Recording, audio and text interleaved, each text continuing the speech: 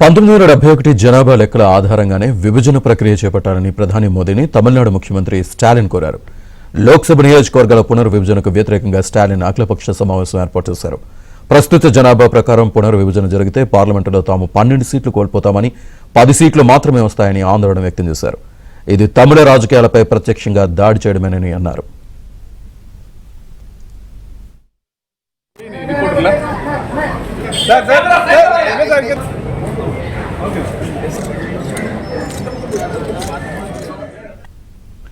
నియోజకవర్గాల విభజనకు తాము వ్యతిరేకం కాదని, కానీ గత 50 ఏళ్లుగా సామాజిక, ఆర్థిక సంక్షేమ పథకాలను సమర్థవంతంగా అమలు చేసిన తమకు ఇది శిక్ష కాకూడదన్నారు. ఈ సందర్భంగా 2026 జనాభా లెక్కల ఆధారంగా విభజన ప్రక్రియ చేపట్టరాదని అఖిలపక్ష సమావేశం డిమాండ్ చేసింది. ఈ సమావేశానికి కమల్ హాసన్ హాజరయ్యారు. ఇదే అంశానికి సంబంధించి పూర్తి డీటెయిల్స్ మా కరెస్పాండెంట్ సిరి అందిస్తారు. సిరి, తమిళనాడు ముఖ్యమంత్రి ఎంకే స్టాలిన్ కేంద్ర ప్రభుత్వ ప్రతిపాదిత నియోజకవర్గ పునర్వ్యవస్థీకరణను అంటే డీలిమిటేషన్ ను తీవ్రంగా వ్యతిరేకించారు.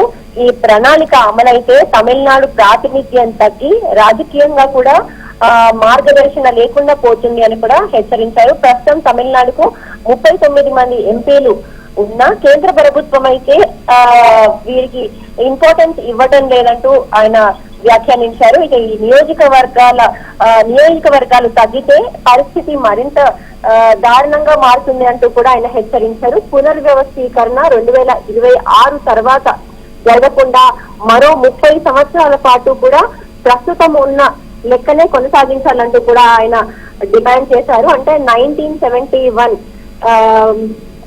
స్ట్రెంత్ ఏదైతే ఉందో, పాపులేషన్ ఏదైతే ఉందో జనగణను ఆధారంగా తీసుకొని భవిష్యత్తులోనూ ఎంపీ సీట్లు కేటాయింపును నిర్ణయించాలని కూడా ఆయన పేర్కొన్నారు. అయితే భాజపా ప్రభుత్వం ఎలాంటి ప్రతిపాదనలకు సిద్ధంగా లేదని, 2026 పాపులేషన్ ఆధారంగా పునర్వ్యవస్థీకరణ జరిపితే తమిళనాడుకు మరియు ఇతర దక్షిణ భారత రాష్ట్రాలకు కూడా అన్యాయం జరుగుతుందంటూ కూడా ఆయన అన్నారు. అయితే ఈ అఖిలపక్ష సమావేశానికి డిఎంకే పార్టీ, అన్నా డిఎంకే పార్టీ, ప్రధాన ప్రతిపక్ష పార్టీ అయినటువంటి అన్నా డిఎంకే పార్టీ, కాంగ్రెస్, సిపిఐ, సిపిఎంలు కూడా హాజరయ్యాయి. ఇక విజయ్ నేతృత్వంలో తమిళగ వ్యక్తిగత కళగం పార్టీ నుంచి, విజయ్ నేతృత్వంలో ఉన్నటువంటి పార్టీ నుంచి ప్రధాన కార్యదర్శి విసి ఆనంద్ కూడా ఈ పార్టీకి ఈ సమావేశానికి హాజరయ్యారు. ఇక ఈ సమావేశానికి బీజేపీ, అలాగే తమిళ మనీల కాంగ్రెస్, అలాగే సీమాన్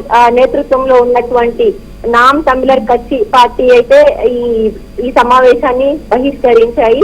ఇక భాజపా ప్రభుత్వం తన పథకాల ద్వారా దక్షిణ భారతదేశాన్ని మరింత బలహీనపరిచే ప్రయత్నం చేస్తుందంటూ కూడా ఈ రోజు స్టాలిన్ వ్యాఖ్యానించారు. దేశవ్యాప్తంగా ఉన్నటువంటి ఎంపీ సీట్లు పెంచితే తమిళనాడుకు అదనంగా మరో 22 ఎంపీ సీట్లు రావచ్చు అని కూడా ఆయన అన్నారు. అయితే ప్రస్తుత జనాభా ఆధారంగా పునర్వ్యవస్థీకరణ చేస్తే తమిళనాడుకు కేవలం 10 అదనపు సీట్లు మాత్రమే వస్తాయి. అయితే ఉత్తర రాష్ట్రాలకు పెద్ద సంఖ్యలో సీట్లు పెరుగుతాయి అని కూడా ఆయన వ్యాఖ్యానించారు. అంటే దక్షిణ భారతదేశాలను రిప్రజెంట్ చేస్తున్నటువంటి వారి గొంతు నొక్కడానికే ఇటువంటి ప్రతిపాదన తీసుకొచ్చింది కేంద్ర ప్రభుత్వం అంటూ కూడా స్టాలిన్ వ్యాఖ్యానించారు. అయితే ఈ సమస్య ఇప్పుడు కేవలం తమిళనాడు మాత్రమే కాదు, కేరళ, ఆంధ్రప్రదేశ్, కర్ణాటక వంటి ఇతర దక్షిణ రాష్ట్రాలకు కూడా ఇదే ఆందోళన వ్యక్తం చేస్తున్నాయంటూ కూడా ఆయన వ్యాఖ్యానించారు. Right sir, thank you.